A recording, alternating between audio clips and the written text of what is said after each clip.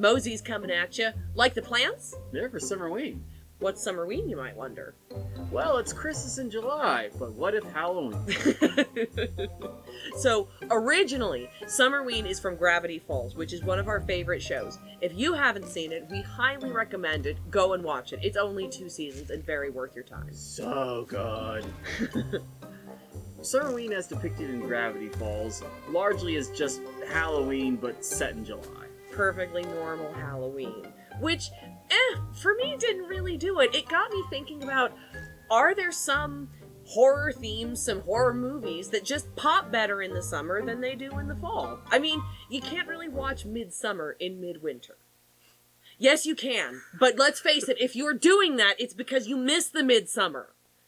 So, because my girlfriend is an absolute psycho who loves horror movies, and I'm a cowardly, scaredy boy who doesn't watch a lot of horror movies, naturally it made perfect sense for us to watch a bunch of horror movies together. Us is very glad that we agreed to this. And upon watching a lot of horror movies, I began to notice that maybe there is something to this Summerween theory. Roskin, what is a Summerween movie? The main thing that I think about with Summerween movies is that they revolve around life. Things that are green, things that are glowing, and occasionally growing. Seriously, nuclear radiation in science is going to be a major theme that we touch on, and I will sometimes burst into alliteration and rhyming. It's a condition I get. Halloween horror tends to focus more on the macabre and the gothic.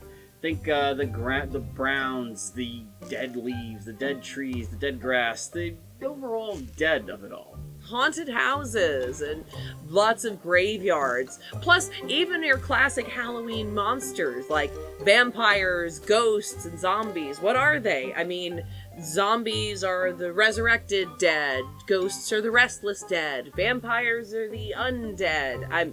They have a lot of different titles that overlap. But what is that overlap? It's dead. As opposed to the threats in a Summerween movie, which, well, they're alive, living things, sharp teeth, wings, fangs, or maybe they're humans just trying to choke you out in the woods. Absolutely, there's killer bees and killer beekeepers. Truth is, life is out to get you. There's a bunch of different themes that we're going to explore.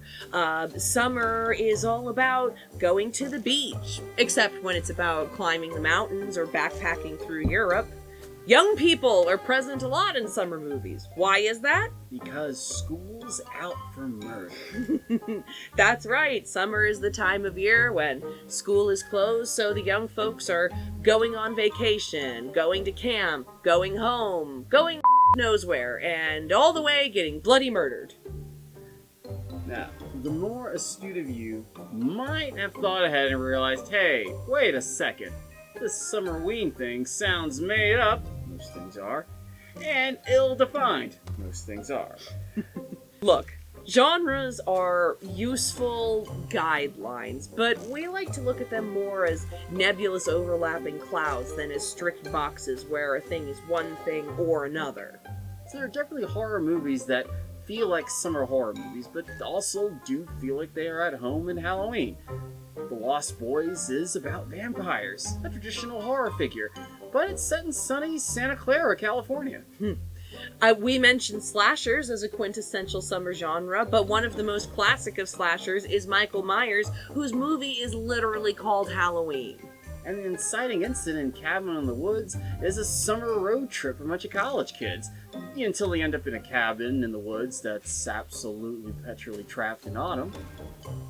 So, how are we gonna celebrate Summerween? By dying a lot. And what he means by that is we're going to be watching some movies. We're going to ask ourselves, what are all the amazing ways that we could die on our summer vacation? And we're going to record them in our video scrapbook and report back to you. We could be eaten to death by giant monsters. We could be hacked up by crazy hitchhikers. Left behind to be forgotten and dead in some field somewhere. Or even abducted by aliens. There are so many possibilities. And how will we decide who gets to pick who dies? Well, we're going to take turns week to week. But this week, we're going to flip a coin. Flip. Call it? Tails. It's heads. Ah, man. Well, Rose Cat, the floor is yours. How do you want to die this summer? Well, you know what? I think to start off, I'm going to go nice and traditional and say I just like to get munched up by a monster. Are you proposing? Whatever. Yes, I am. We're going to watch some creature features. So, stay tuned for city-flattening kaijus, radioactive horrors, and hordes of knows what. All the good stuff. In the meantime, if you think you're interested in dipping your toes in the radioactive water with us, please like and subscribe, and stay tuned till next time. Until then, I'm Rose Cat Mosey. I'm a Hotopus Mosey. And we'll see you later. Bye!